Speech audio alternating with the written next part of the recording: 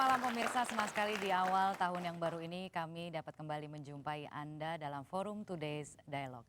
Gus Dur dipuji, Gus Dur dicaci, namun itulah sifat demokratis dari Presiden keempat Republik Indonesia dalam masa pemerintahannya tahun 1999 sampai dengan tahun 2001 selama 20 bulan menjabat. Kurang lebih ada beberapa kebijakan yang dikeluarkan Gus Dur semasa ia menjabat sebagai presiden yang menimbulkan polemik di tengah masyarakat. Ada di antaranya sebut saja pembubaran Departemen Penerangan dan juga Departemen Sosial, juga ada usulan pencabutan TAP MPRS soal larangan ajaran Marxisme dan Leninisme sampai dengan membuka hubungan dagang Indonesia-Israel. Apa sebenarnya pemikiran ataupun penjelasan di balik dari tindakan-tindakan Gus Dur yang mungkin dinilai kontroversial pada saat itu.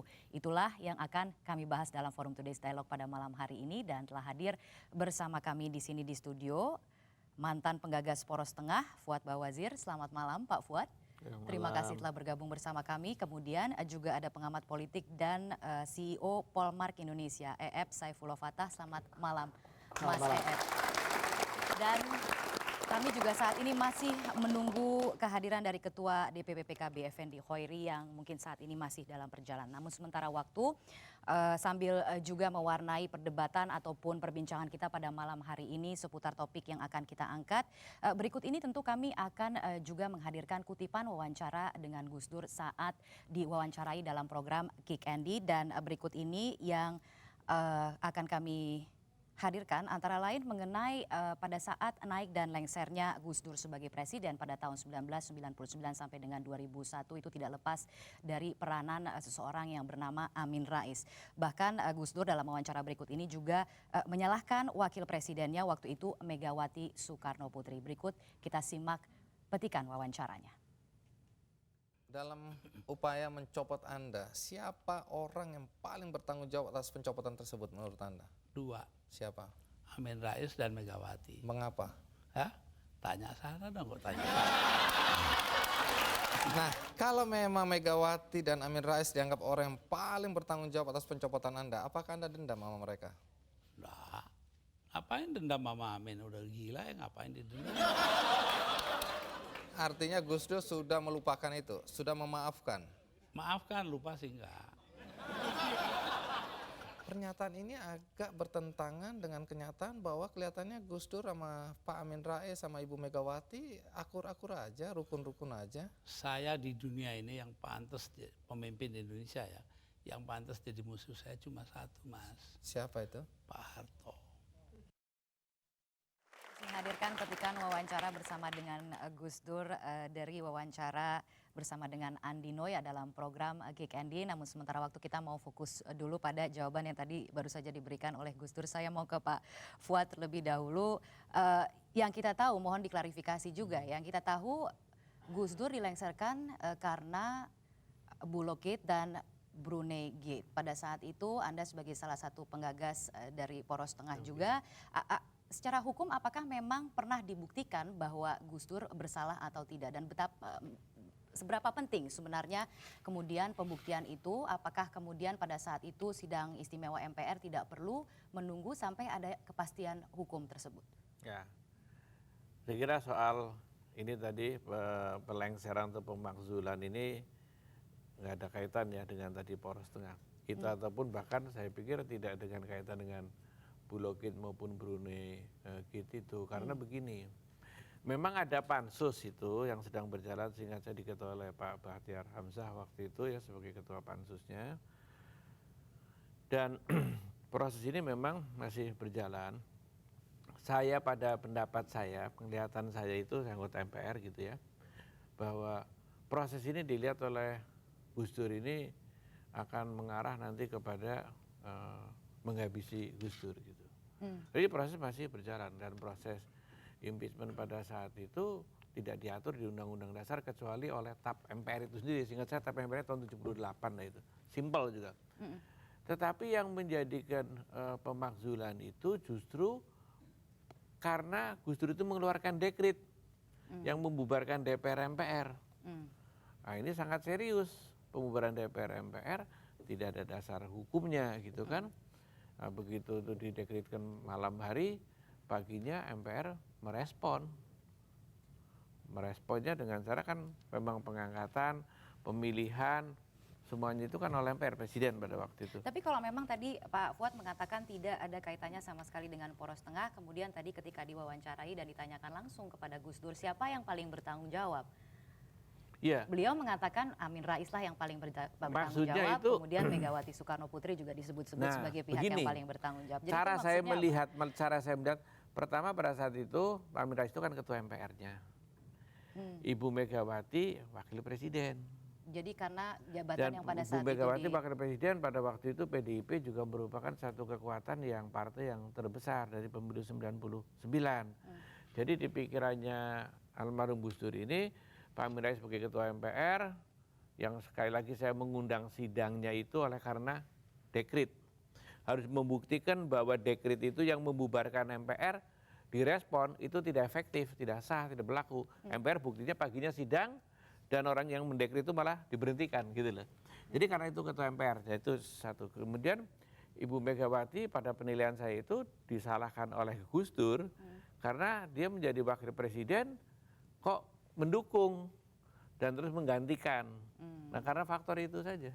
itu Pak Fuad Melihatnya faktor itu. Jadi pada waktu itu Pak Fuad pun dikenal sebagai salah satu penggagas Poros Tengah. Apakah saat ini kemudian merasa bersalah atau tidak sih ketika kemudian melihat lagi ke belakang pada saat itu Gus Dur dilengserkan? Justru pada waktu itu terus terang aja setelah diputuskan beliau itu dilengserkan, kemudian diangkat wakilnya adalah Bu Mega menjadi penggantinya, menjadi presiden. Ada pemikiran cukup serius juga untuk mengambil tindakan lebih lanjut kepada Gus Dur karena telah membuat satu dekrit yang membubarkan DPR MPR, yang ini tindakan dianggap inkonstitusional, ada yang menggunakan istilahnya itu makar kepada legislatif, ada yang menggunakan lagi ini istilah ya pokoknya pelanggaran berat, sehingga mau diproses secara hukum lebih lanjut. Tapi banyak dari kawan-kawan kita melihat tidak cukup bijak, ya sudah berhenti saja sampai di sini atas tindakan dekritnya itu yang menyebabkan sidang MPR memakzulkan, sudah dilaksanakan, dianggap itu cukup. Jadi kalau suasana emosional pada waktu itu tidak dikendalikan, ya bisa saja ada langkah lebih lanjut gitu kan. Karena dekrit ini kan begini, kalau Anda mengeluarkan dekrit itu mendapatkan dukungan, ya itu akan menjadi sumber hukum. Bung Karno kan 5 Juli tahun 59 bikin dekrit. Ada tokoh yang tokoh-tokoh penting waktu itu juga tidak setuju, tetapi karena mendapatkan dukungan yang sangat kuat majority, maka dekritnya menjadi sumber segala hukum, nggak ada masalah, malah Bung Karno menjadi pahlawan karena dekritnya gitu kan. Bagi orang-orang yang lain ya itu kesalahan katanya kan. Nah, kebalikannya ketika Gus Dur melakukan dekrit tidak mendapatkan dukungan politis, yang ada ya malah lewat gitu kan gitu. MPR pun nah itulah ya lebih memang jauh. di situ lah. Mas Ayab sendiri bagaimana sih melihatnya pada saat itu, apa yang sebenarnya terjadi, kemudian ketika ini dikaitkan juga dengan proses pansus yang waktu itu sedang bergulir begitu di parlemen, ada kasakusuk gitu, rencana untuk melengsarkan Gus Dur, dan pada saat itu pun sebenarnya itu yang dikhawatirkan oleh Gus Dur sehingga akhirnya mengeluarkan dekret tersebut, atau ada faktor-faktor yang lain? Sebetulnya selama 642 hari Gus Dur menjadi presiden, itu jumlah persisnya, kalau saya tidak salah hitung, Gus Dur sudah memulai proses pemakzulan dirinya dari awal. Kalau kita bicara jujur pada sejarah ya. Kenapa saya bilang begitu? Ketika 23 Juli tahun 2001 Gus Dur akhirnya dimakzulkan, tidak relevan lagi untuk mengatakan bahwa Gus Dur berhadapan dengan Poros Tengah yang dulu menyokongnya sehingga 20 Oktober tahun 99 Gus Dur jadi presiden. Karena dalam prakteknya Gus Dur praktis hanya didukung oleh PKB. Sementara seluruh partai yang lain berhadapan dengan Gus Dur pada saat itu. Jadi semua poros. Dari sejak awal? Pada tanggal 23 pada tanggal Juli. 23 Juli. Kenapa proses itu akhirnya terjadi? Menurut hemat saya, kita harus dengan sangat jujur mengatakan bahwa Gus Dur adalah salah satu tokoh yang unik dengan peranan besar menggerakkan berbagai diskusi semenjak masa Orde Baru dan kemudian memancing kita untuk berpikir tentang perubahan dan seterusnya. Itu harus kita akui. Tetapi ketika Gus Dur menjadi presiden, ada proses anti klimaks yang terjadi pada ketokohan Gus Dur. Saya dulu membahasakannya sebagai ada peperangan terjadi antara Gus Dur makro dengan Gus Dur mikro. Gus Dur makro itu adalah Gus Dur sebagai pemikir, pemilik gagasan, pelempar ide, sekalipun ide itu seringkali ide awal yang belum digarap secara mendalam dan seterusnya, itu luar biasa. Kita hormat pada Gus Dur dalam kapasitas itu. Setidaknya tidak usah pakai bahasa kita lah, saya hormat pada Gus Dur dalam kapasitas itu. Ketika kemudian menjadi presiden, ada satu hal yang dituntut dari Gus Dur, bukan hanya pemikiran demokratis, bukan hanya gagasan demokratis, bukan hanya teori demokratis, tetapi keterampilan berdemokrasi. Nah, dalam titik itulah kemudian Gus Dur terlihat lemah. Keterampilan berdemokrasi. Keterampilan berdemokrasinya lemah. Dia terlampau percaya diri, dia terlampau berani, dia terlampau maju dalam tanda kutip melakukan berbagai langkah yang tidak terbayangkan akan dilakukan oleh orang lain. Sampai kemudian ketika Gus Dur melakukan pemecatan terhadap sejumlah menteri, lalu kemudian menyakiti para penyokongnya dari Poros Tengah yang sejak awal menyokongnya dan seterusnya, menciptakan hubungan yang semakin lama semakin tegang dengan wakil presiden, tentu saja berujung pada pemakzulan itu. Dan yang kemudian memfasilitasinya, seingat saya memang bukan kasus yang lain, tetapi karena Gus Dur mengeluarkan dekret. Dan semua kekuatan politik kecuali PKB menganggap Gus Dur atau presiden pada waktu itu sudah melakukan pelanggaran atas konstitusi. Jadi duduk soalnya seperti itu. Bahkan PKB-nya nggak bulat dukung itu. Saya ingat ada perdebatan. Nanti akan kita tanyakan nanti di segmen berikutnya karena nampaknya sudah tersambung melalui sambungan telepon Ketua DPP PKB Abdul Qadir Karding, namun tentunya kita akan menyapanya seusai pariwara berikut ini. Kita akan break terlebih dahulu dan pemirsa, seusai pariwara berikut, sebulan setelah menjadi presiden, Gus Dur membubarkan Departemen Penerangan dan juga Departemen Sosial. Hikmah apa sebenarnya ada di balik kebijakan yang pada waktu itu diluncurkan oleh Gus Dur tersebut? Jangan kemana-mana, sesaat lagi Forum Today's Dialogue akan segera kembali.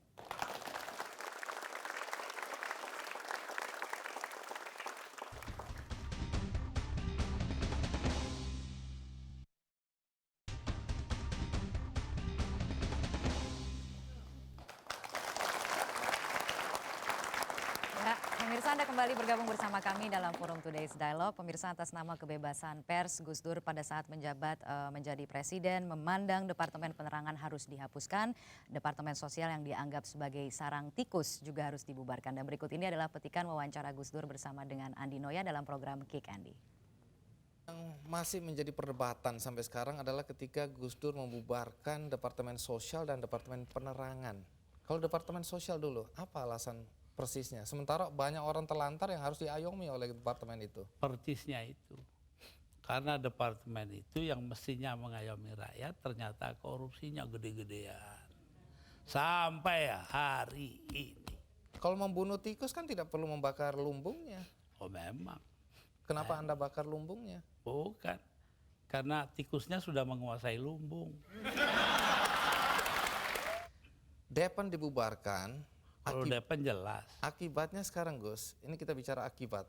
Akibatnya sekarang pers itu sangat tidak terkontrol.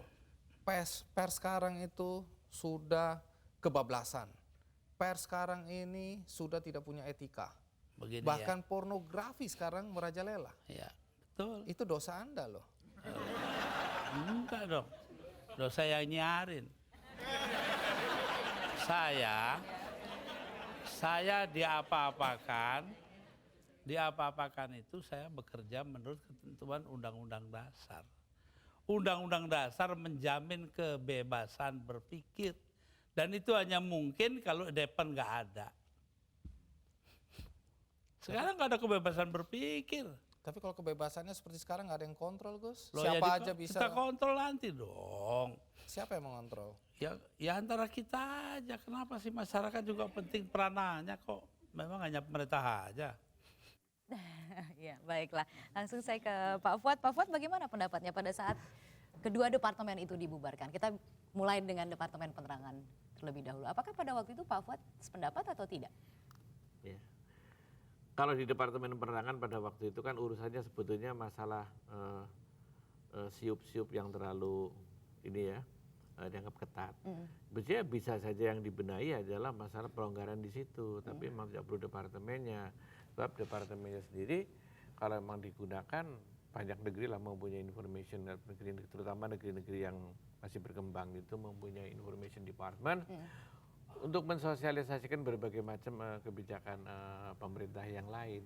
Tapi ini kan seolah-olah di situ hanya fungsinya karena pers semata-mata gitu. Jadi saya rasa Gus Dur tidak melihat secara keseluruhan, tapi hanya karena ini terlalu ketat dengan siupnya, terus ditebas pada ada fungsi-fungsi yang lain. Departemen Sosial akhirnya toh sekarang juga aktif lagi dihidupkan lagi. Jadi menurut saya ya Kalau ya Depkominfo begitulah sekarang ini cikal kontroversialnya bakalnya- gitu lah. Kontroversialnya Gus Dur kan memang seperti itu gitu kan. Tapi Keberanian ada Gus Dur itu sebuah loh. pemikiran di balik itu semua yang kemudian menjadi keyakinan dari Gus Dur saat itu sehingga akhirnya ada tindakan untuk membubarkan kedua departemen pada saat itu dan itu yang dia lakukan saat menjabat sebagai presiden. Jujur ngomong banyak yang dilakukan oleh Gus Dur itu apa ya, sembrono. Sembrono? Artinya itu dipikirkan tanpa pemikiran yang masak karena ya gitu aja kok repot, gitu aja kok susah. Ya nanti kalau salah, ya nanti kita perbaiki lagi gitu loh. Oke, Jadi baik. terlalu memudahkan Terlalu padahal memudahkan. ini ngurus Oke. negeri dengan undang-undang bukan ngurus ormas gitu loh. Baiklah, baik. Kalau begitu saya akan mencoba menyapa dulu Ketua DPP PKB Abdul Qadir Karding yang bergabung bersama kami melalui sambungan telepon. Selamat malam Pak Abdul Qadir. Selamat malam, Mbak. Iya, terima kasih telah bergabung bersama kami. Assalamualaikum. Waalaikumsalam. Ya, Pak Abdul Qadir, tadi kita sempat membicarakan, untuk saat ini kita membicarakan mengenai sejumlah kebijakan yang pada saat itu ditempuh oleh Gus Dur saat menjabat sebagai presiden. Salah satunya adalah pembubaran dua departemen, yaitu Departemen Penerangan dan Departemen Sosial yang saat ini kita ingin mencoba kembali untuk melihat apa sebenarnya hikmah di balik pembubaran kedua departemen itu. Pendapat Anda? Ya, jadi harus dilihat ya dua. Yang pertama kita baru di cengkraman Orde Baru, di mana DEP itu menjadi alat negara terhadap kebebasan berpikir. Kita lihat banyak majalah yang dibledel dan lain sebagainya. Yang kedua, bahwa Gus Dur itu punya pandangan tidak boleh terlalu kuat, tidak boleh terlalu lemah. Dia harus menyeimbangkan itu dalam konteks Depen. Tapi kalau dalam konteks Departemen Sosial, selama saya mempelajari Dur, selain apa yang beliau sampaikan di KIK, bahwa beliau itu berpandangan semua urusan harus diurus oleh negara. Tetapi berikanlah kesempatan kepada rakyat yang bisa diurus. Nah, termasuk urusan-urusan sosial menurut beliau itu adalah daripada menjadi urusan rakyat. Ya. Itu poin pemikiran Gus Dur. Kira wajar ketika dia ingin mengimplementasikan itu. Dan itu juga tidak salah karena semuanya by reasoning ya. Tadi coba bayangkan kalau DP-nya kayak ngeri juga Begitu. negeri ini. Tapi pada waktu itu ada ongkosnya juga ya, kalau tidak salah dari dua departemen ini ada sekitar 70.000 karyawan yang akhirnya harus dipindahkan ke tempat yang lain begitu. Iya, iya. Itu pasti setiap merger, setiap kasih berakibat pada itu. Tapi kita kan semua terakomodasi dan itulah kebijakan Gus itu yang saya kira dalam rangka menjamin apa yang disebut kemerdekaan berserikat dan Baik, kalau Ini. begitu saya Ini katakanlah kita mendukung dan setuju tuh dengan pemikirannya Gus Dur ya untuk larangan ini, jangan sampai ada larangan berpikir, berpendapat, berserikat gitu kan. Tapi kok itu yang dibubarkan Departemen Penerangan gitu. Itu kan nggak nyambung. nggak nyambung Karena ya? ya sama sekali bukan kewenangannya Departemen Penerangan. Departemen Penerangan itu masalahnya membatasi soal siup. Tapi kalau misalnya larangan buku Kejaksaan Agung, larangan faham atau ormas itu juga Kejaksaan Agung dan polisi, ya kan? Jadi Kebebasan berpikir dalam konteks kebebasan pers? kebebasan pers itu kan diatur yang itu tadi, kalau dianggap yang terlalu ketat itu SIUP-nya, SIUP itu kan sebagian fungsi daripada Departemen Penerangan. Nah itu kan mesti diperbaiki, tidak usah keseluruhan. Kemudian kalau maksud baiknya itu tadi yang lain, larangan-larangan yang lain, orang menulis buku, mengekspresikan macam-macam, itu bukan kewenangannya Departemen Penerangan. Oke, tapi pada kenyataannya Departemen Penerangan sekarang sudah dibubarkan. Artinya Iya, sudah jadi tidak maksudnya didudukan itu, lagi. Waktu itu yang sudah saya tadi dibubarkan. jelaskan, kadang-kadang ngelihatnya itu terlalu gampang gitu loh. Terlalu tadi. gampangin. Padahal Walaupun itu sebenarnya tadi dikatakan larangan-larangan oleh itu Pak Abdul Kejaksaan Qadir itu Agung gitu. pasti selalu ada pemikiran di balik itu semua. Jadi tidak mungkin dilakukan dengan secara sembrono, tidak mungkin kemudian ya kok yang kayak gitu aja dipikirin, ini tidak seperti itu pendekatannya. Mas Ayab sendiri seperti apa? Waktu itu saya ingat ada perdebatan tentang 3 alternatif perlakuan terhadap Departemen Penerangan. Yang pertama adalah menganggap bahwa persoalan sebetulnya hanya di fungsi yang dulu keliru, yang kalau diperbaiki kemudian ini tidak ada masalah. Artinya ketika di masa Orde Baru Departemen Penerangan dijadikan alat represi dan manipulasi oleh kekuasaan, yang keliru bukan departemennya, tetapi yang keliru pemungsian departemen itu. Itu pikiran pertama. Sehingga pikiran itu dengan pikiran itu kesimpulan yang muncul adalah Departemen Penerangan perlu ditata ulang. Yang kedua adalah departemen sebagai sebuah departemen ada masalah. Harusnya bukan departemen, cukup Kementerian Negara yang tidak punya struktur birokrasi ke bawah. Itu pilihan kedua. Pilihan yang ketiga adalah bubarkan saja. Toh kalaupun dibubarkan tidak ada kehilangan yang sangat serius. Jadi akhirnya pilihan ketiga ini yang diambil. Pilihan kebijakan itu tidak harus selalu dinilai bahwa ini baik, ini buruk sebetulnya. Tetapi mana yang tepat dengan modal yang tersedia pada saat itu.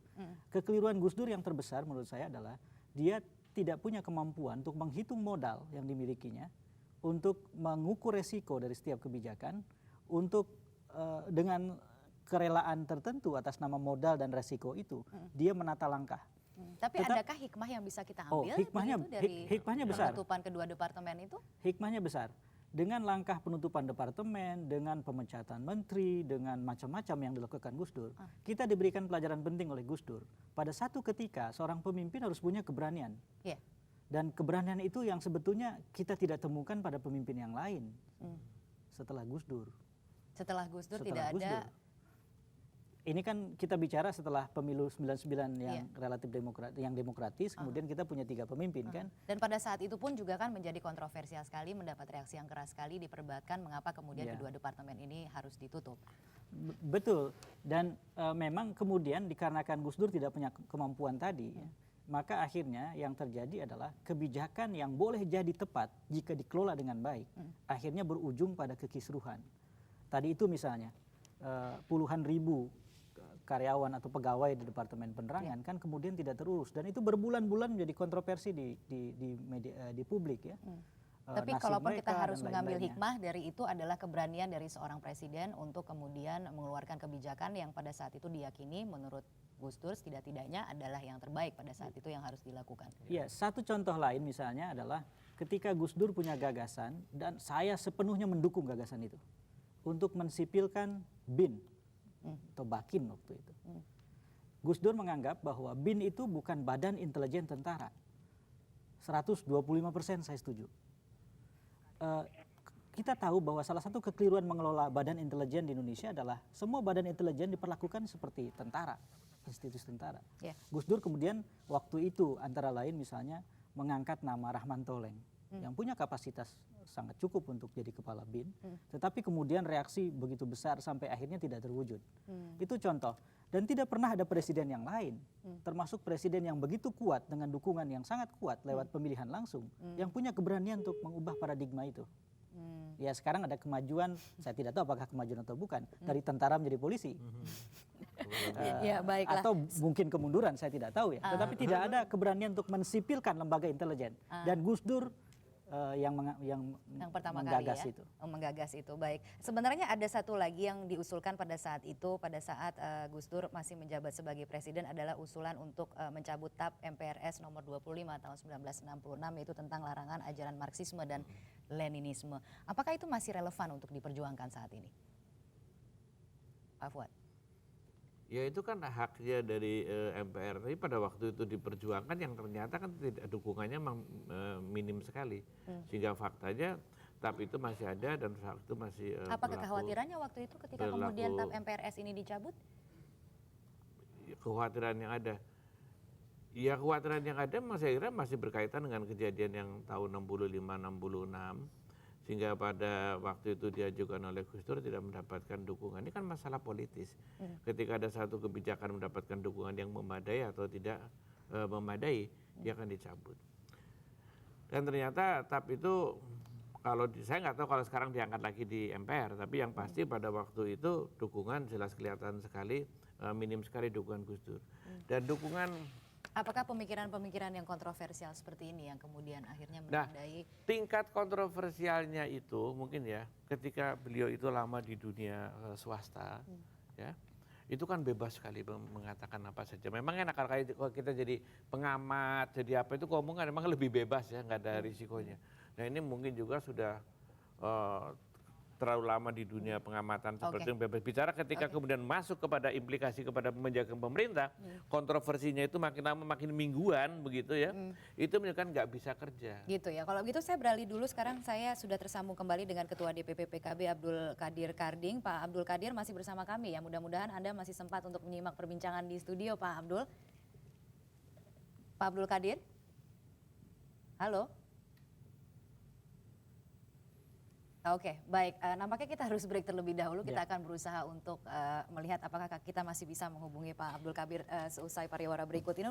Namun berikutnya setelah pariwara kami akan kembali membicarakan mengenai salah satu gagasan Gus Dur yang juga dinilai kontroversial pada saat itu adalah kemungkinan untuk menjalin hubungan dagang dengan Israel semasa pemerintahannya. Pemirsa tetaplah bersama kami, Forum Today's Dialogue akan segera kembali.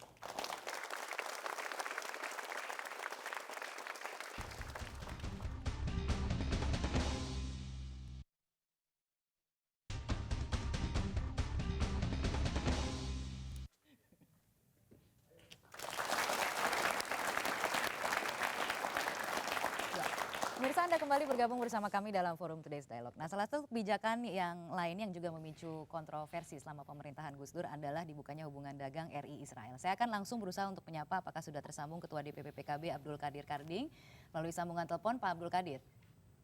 Halo, ya. Mendengar saya dengan baik ya Pak Abdul Qadir?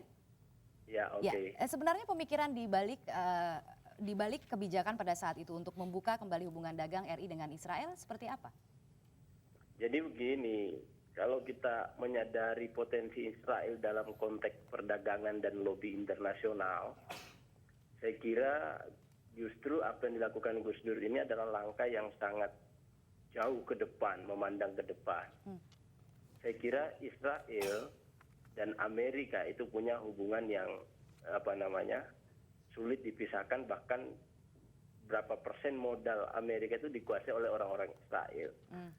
Lobby, jago-jago lobby dari Israel sesungguhnya menguasai dunia. Nah disinilah Gus Dur ingin melakukan apa yang disebut pendekatan, tapi untuk menjaga Indonesia.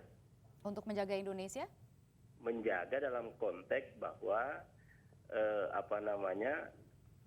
banyak upaya-upaya serangan-serangan ekonomi maupun serangan-serangan politik itu datang dari luar, dimainkan dari luar. Termasuk juga pikiran Gus Dur keliling-keliling ke beberapa negara. Jangan dilihat itu sebagai ngelenceng, tetapi upaya beliau untuk menjaga persatuan di Indonesia. Karena kita tahu yang nyambung sama Irian Jaya apa waktu itu, yang nyambung sama Aceh siapa, negara mana, kan begitu. Saya kira ini konteksnya di sini semua. Nah, Gus Dur berpikiran panjang ke sana, walaupun masyarakat kita karena melihat ini secara letterless, mungkin dianggap ini tidak proporsional. Seperti itu jadi, Pak Fuad. Saya kira itulah Gus Dur. Gus Dur kita ini begitu. kan ya, sebagai kelompok yang pada waktu pemilihan di MPR tahun 99 itu memberikan dukungan kepada Gus Dur itu, setelah Gus Dur mulai memerintah, ada mulai baru 2 bulan pecatin menteri kabinetnya sendiri gitu kan, waktu Pak Yusuf Kala semuanya dipecat, terus Pak Wiranto dan sebagainya. Banyak hal-hal yang kemudian terjadi, perdagangan dengan Israel, membuka hubungan diplomatik dengan Israel dan sebagainya itu yang tidak aspiratif. Kalau saya bilang kalau orang di luar, LSM ataupun apa pengamat itu kan bebas kita ngomong. Tapi ketika Tapi negara toh ini yang harus dilakukan oleh hati-hati, Gus Dur ya. pada saat itu adalah untuk kepentingan Indonesia dikatakan. Ya belum tentu juga. Belum tentunya? Belum tentu menguntungkan seperti yang teori-teori yang disampaikan itu kan bisa iya bisa enggak kan. Tapi kalau sudah sejak pertama itu kelihatan kontroversial seperti itu, sebetulnya kita ini sebagai pendukung juga kan kita mesti tanggung jawab kepada konstituen kita juga tuh. Tuh gimana tuh?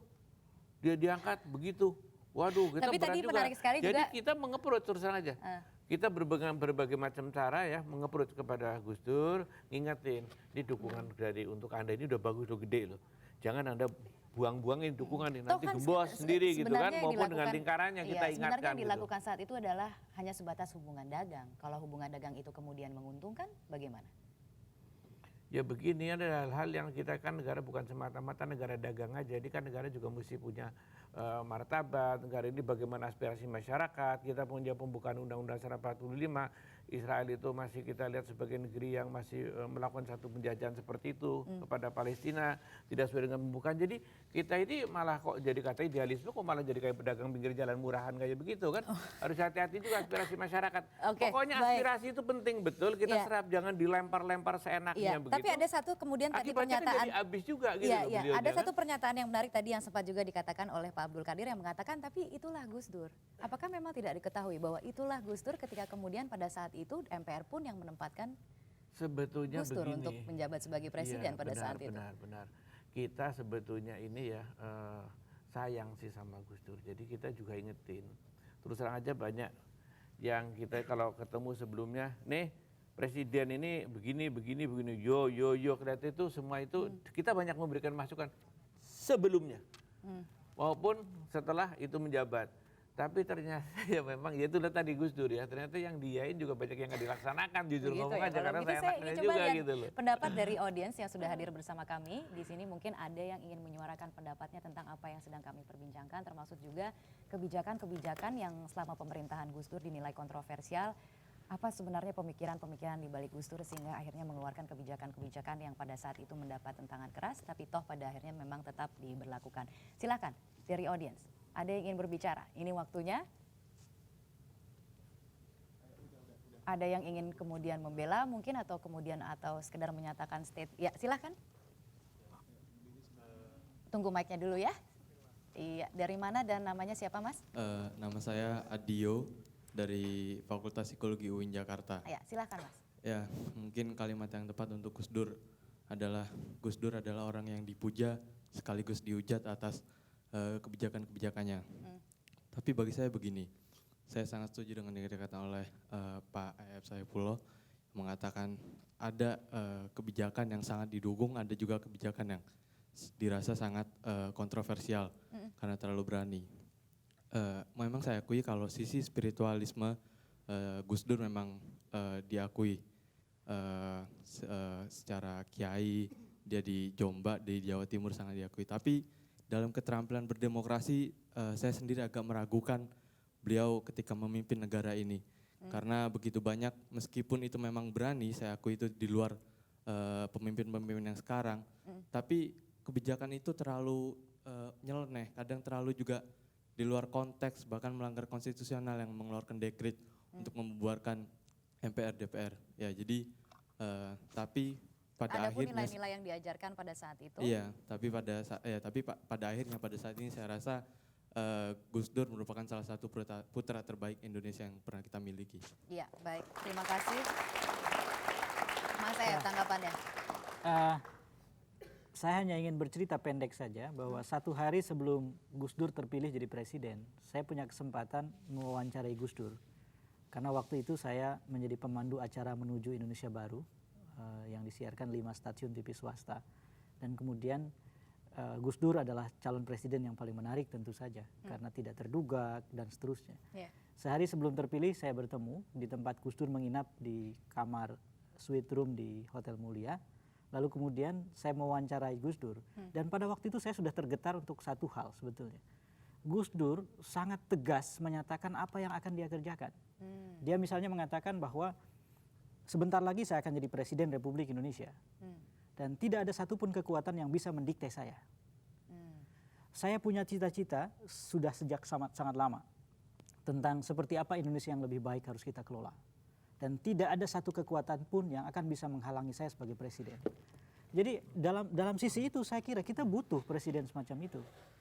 Kita tidak butuh presiden yang ketika berpidato mengatakan nanti kita tanya anak buah saya, kita minta penjelasan. Seolah-olah ketika keputusan sudah dibuat bukan dia yang bertanggung jawab gitu. Nggak begitu, itu bukan pemimpin. Nah, berarti sisi itulah yang kemudian bisa kita pelajari, kita ambil hikmahnya gitu pada saat pemerintahan. Pak Susilo Bambang Yudhoyono, Ibu Megawati dalam satu hal harus banyak belajar dari Gus Dur. Sekalipun dalam hal yang lain Gus Dur harus belajar. Itu kan proses yang memang saling mengisi ya untuk setiap tokoh. Tetapi dalam hal itu menurut saya, apalagi Pak SBY harus banyak belajar dari Gus Dur. Oke, baik, kita nampaknya harus break sekali lagi, akan kita lanjutkan perbincangan ini. Tetaplah bersama kami, Forum Today's Dialogue akan segera kembali.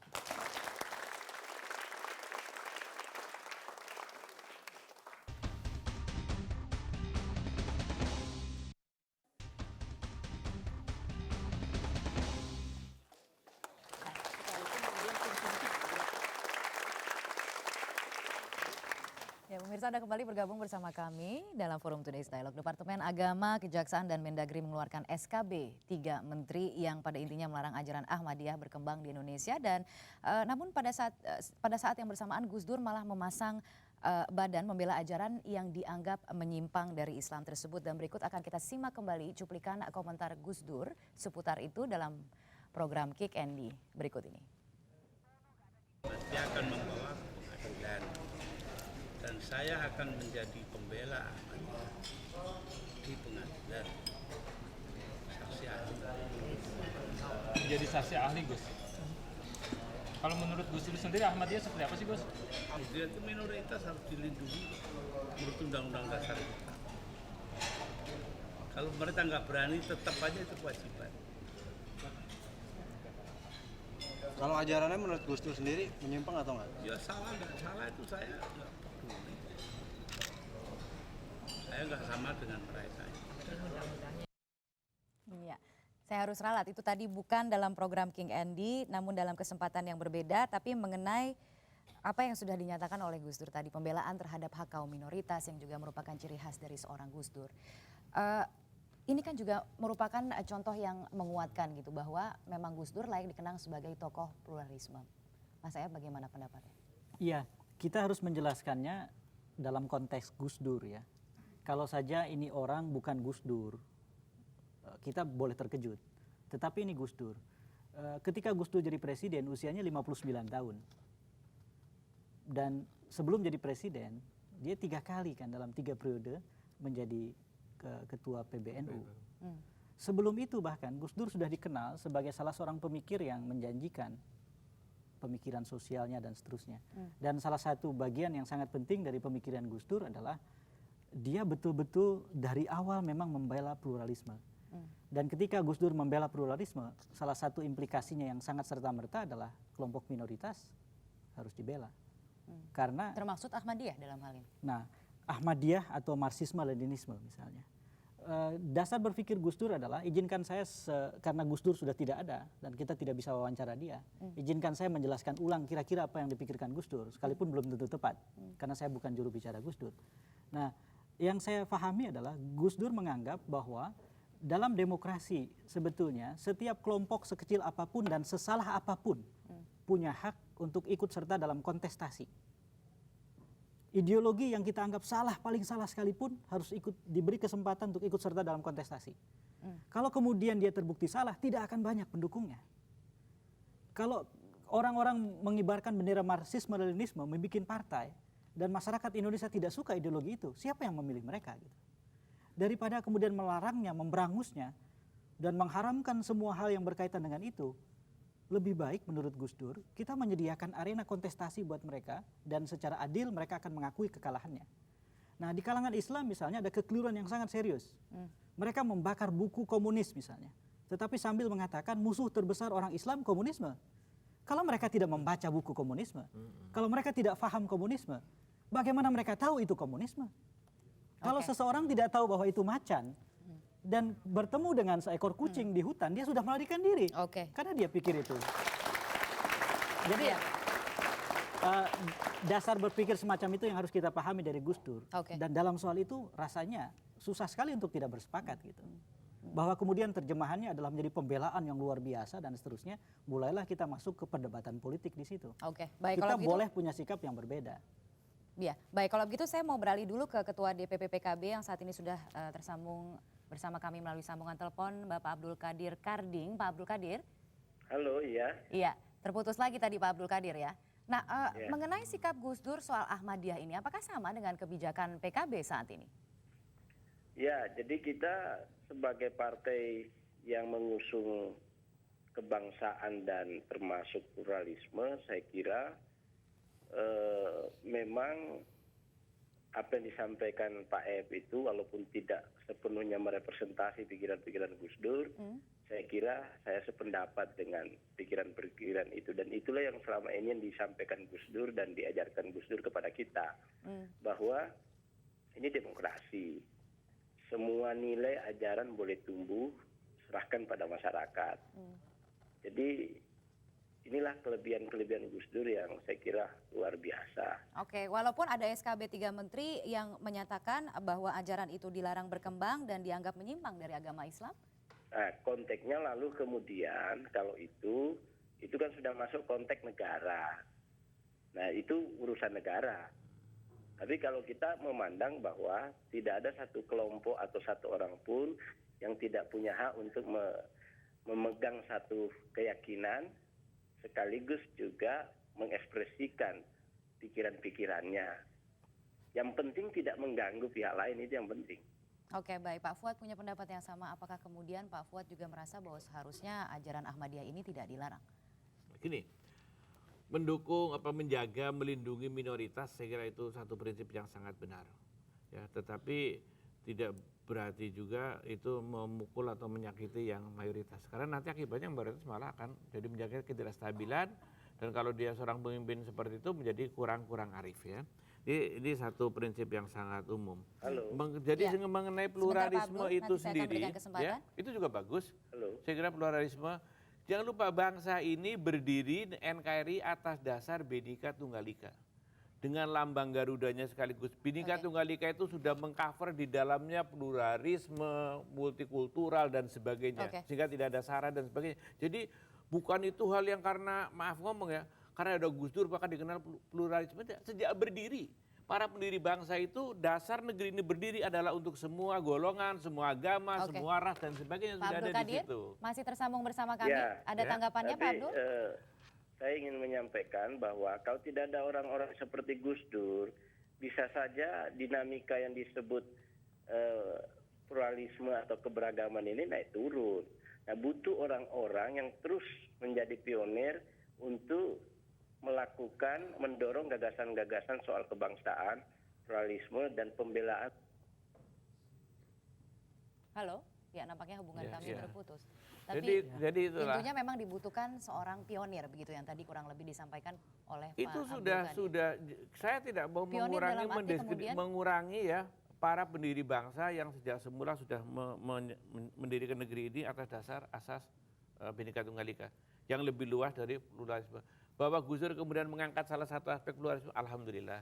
Ya, tapi saya kira tugas negara di dalam bentuk berbagai macam undang-undang, dalam bentuk perlindungan, ada ini, ada itu, semuanya itu adalah sudah karena ada asas Bhinneka Tunggal Ika. Oke, tapi adakah kemudian satu tokoh bangsa yang secara konsisten dari awal hingga akhir yang memperjuangkan nilai-nilai Saya kira pluralisme ya ini? Bung Saya mau Karno ke juga sudah seperti itu, Mas Pak Ea, Harto bagaimana? juga menjaga loh, tanpa perpecahan. Mas Ea? Iya, menurut saya yang harus dilihat adalah konteksnya. Gus Dur, Nurholis Majid, Johan Effendi, Dawam Raharjo, dan lain-lain. Untuk menyebut beberapa tokoh yang di UIN sangat terkenal tentu saja. Tetapi juga di semua tempat yang lain. Adalah tokoh-tokoh yang membela pluralisme pada saat ada musim kering sejarah di Indonesia. Ketika pluralisme dan kemajemukan diberangus. Tapi apa Ketika yang Orde membedakan Baru. tokoh Gus Dur ini dengan tokoh-tokoh yang lain? Ya itu tadi konteksnya. Jadi kalau saja masa Gus Dur hidup, masa Cak Dur hidup dan lain-lain, dan tumbuh pemikirannya adalah masa di mana pluralisme berkembang bebas, kebebasan terselenggara, orang bisa menegaskan perbedaannya dengan baik dan seterusnya. Mereka tidak menjadi penting karena mereka mengatakan sesuatu yang terjadi. mereka mengatakan sesuatu yang harus ditegakkan karena tidak tegak pada waktu itu. Politik sara Orde Baru misalnya. Jadi ada keberaniannya itu yang Betul. kemudian harus dihargai. Dan itu yang harus dihargai. Tentu saja sejak awal para pendiri bangsa juga mengembangkan pluralisme. Orang kalau ditanya apakah ada orang yang terus bertahan menjaga pluralisme begitu rupa, orang seperti Bung Hatta apa bukan orang seperti itu? Ya, baik. Bahkan sampai dengan akhir hayat hidupnya, dia tidak pernah mengatakan hal buruk tentang Soekarno, padahal begitu banyak hal yang tidak dia sepakati gitu. Jadi yang tokoh semacam itu yang harus kita ingat ya. Baiklah kalau begitu. Nah di segmen berikut ini ada perkembangan yang menarik juga adalah mengenai penganugerahan gelar pahlawan kepada mantan Presiden Abdul Rahman Wahid, dan ini diusulkan oleh P3, PKB dan juga PDIP. Kenapa mereka yang bisa dikatakan menjungkalkan Gus Dur kini balik mempahlawankan Gus Dur? Itulah yang akan kami bahas sesaat lagi dalam Forum Today's Dialogue.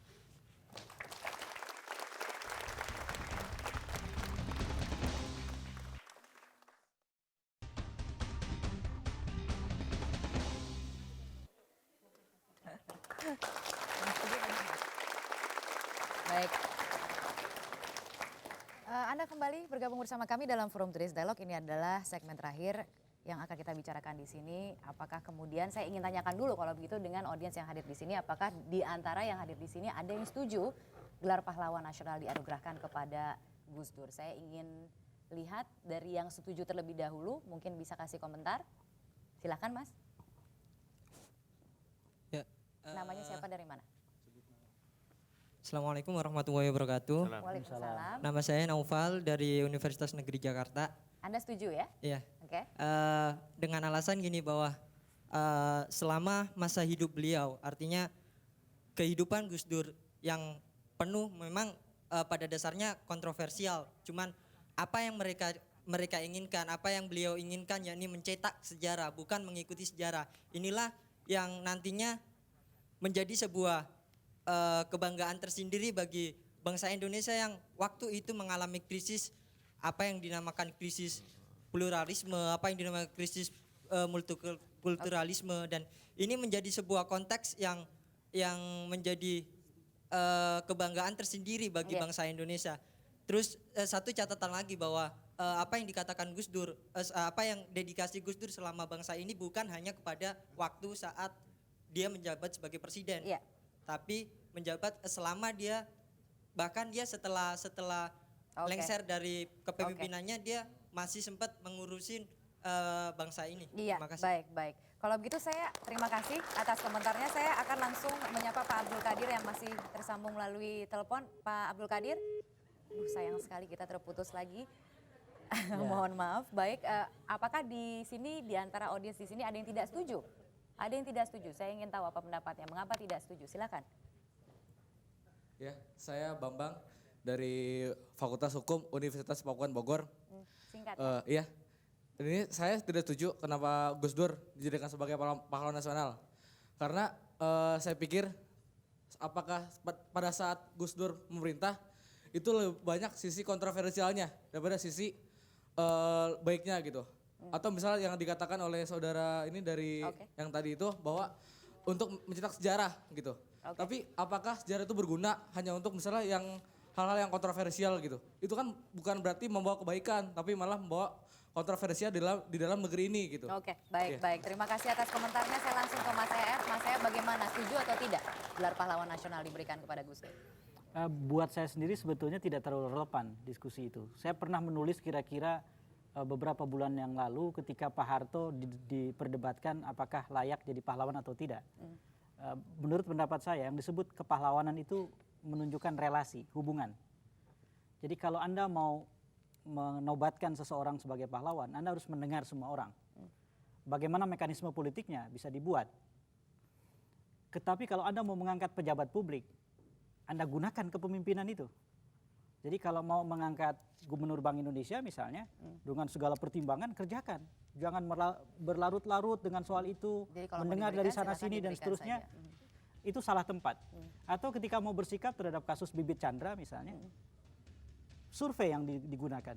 Jadi itu kalau sama ingin sekali tidak diberikan relevan. gelar, Nah, kalau ingin kembali ke soal gelar pahlawan, kalau misalnya presiden mau mengukur apakah Gus Dur layak atau tidak, dengar masyarakat. Gitu. Bagaimana caranya? Kalau memang kita percaya perwakilan politik yang bekerja. Sudah diusulkan oleh 3 fraksi. Sudah diusulkan oleh 3 fraksi. Kalau itu misalnya tidak dipercaya oleh orang, buatlah satu mekanisme tertentu. Di beberapa tempat, pemberian gelar, pembuatan keputusan tertentu dan seterusnya membutuhkan referendum misalnya. Ya bisa saja. Jadi itu yang belum diatur oleh kita. Sehingga kita berdebat terus tentang itu tanpa ada ujung pangkal. Ada ujungnya ya. Baik, saya sekali saya tidak harus menutup acara ini, tapi tentunya terima kasih sekali lagi telah bergabung bersama kami, kepada Mas EF dan juga Pak Fuad Bawazir yang telah bergabung, dan juga kepada audiens yang telah bergabung bersama kami dalam Forum Today's Dialogue pada malam hari ini. Terima kasih. Bagaimanapun Gus Dur dengan segala kontroversinya telah mengukir sejarah perjalanan bangsa. Guru bangsa itu telah pergi, simbol tokoh perjuangan pluralisme dan multikulturalisme. Dan pemirsa, demikianlah Forum Today's Dialogue untuk malam hari ini. Terima kasih sekali lagi atas perhatian Anda. Saya Kania Sutisnawinata. Sampai jumpa.